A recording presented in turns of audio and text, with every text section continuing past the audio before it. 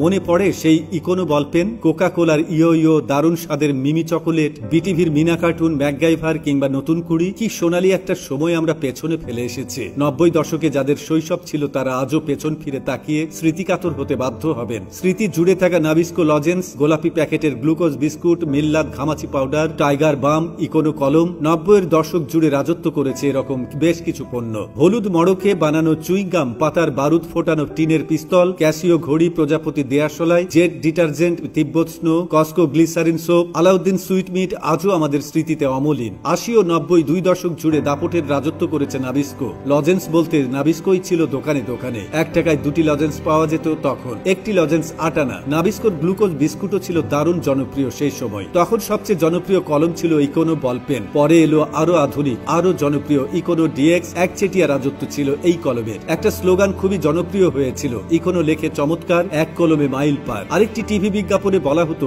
আব্বুর জন্য ইকোনো, আম্মুর জন্য ইকোনো, সবার জন্য ইকোনো। 1988 সালে বাজারে আসে প্লাস্টিক কলম। ইকোনো দেশের প্রথম বল পয়েন্ট কলম। দাম ছিল 3 টাকা মাত্র, যেখানে রেড লিফের দাম ছিল 7 টাকা। ইকোনো ডিএক্স লাল আর নীল কালিরও পাওয়া যেত। এখনো ইকোনোর কলম বাজারে পাওয়া যায়, তবে সেই ইকোনো ডিএক্স আর নেই। ছোটবেলার খেলনা বলতে লাটিমের কথাই মনে আসে বেশি। হঠাৎ ইয়ো ইয়ো নিয়ে এলো কোকা কোলা। দেশ জুড়ে আলোড়ন। জোড়া লাগানো দুটি গোল, দুটি চাকতির মাঝে লম্বা সুতা বাঁধা থাকতো ইয়ো ইয়োর। তা দিয়েই কত কর্ষত। কোকা কোলা বা স্প্রাইট বোতলের ছিপি খোলার পর ভেতরের পিঠে পিঠে খেলনাটির ছবি আঁকা থাকলে ফ্রি মিলত ইয়ো ইয়ো। দেশ জুড়ে ইয়ো ইয়ো খেলার প্রতিযোগিতাও হয়েছিল তখন। 90-এর দশকে ঘরে ঘরে ডিশ সংযোগ ছিল না। বিটিভি অ্যান্টেনা ঘোরালে কখনো কখনো ভারতের দূরদর্শন চ্যানেল দেখা মিলত। সেই বিটিভিতে কি দারুণ দারুণ সব অনুষ্ঠান হতো। হুমায়ুন আহমেদের নাটক হলে রাস্তা ফাঁকা হয়ে যেত। বাকের ভাইয়ের ফাঁসি বাতিলের দাবিতে মিছিল পর্যন্ত হয়েছে। ছোটদের জন্য ছিল বিনা ক্যাপ্টেন প্ল্যানেট, নিনজা টার্টলস এর মতো কার্টুন। ড্রামা সিরিজ ম্যাকগাইভার কিংবা সিন্দাবাদ,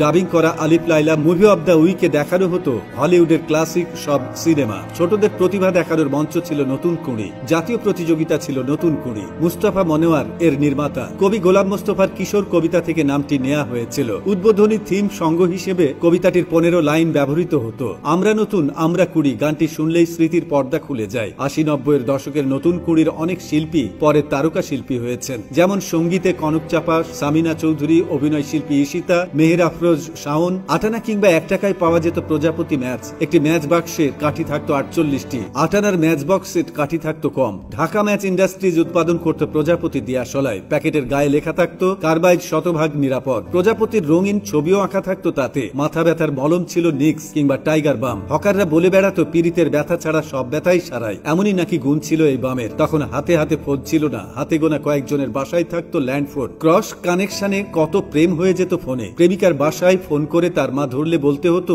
এটাকে ফায়ার সার্ভিস। সেই শৈশবে অনেক কিছুই ছিল না এখনকার মতো, কিন্তু আনন্দের কমতি ছিল না। এখন অনেক কিছুই আছে, তবু যেন কিছুই নেই।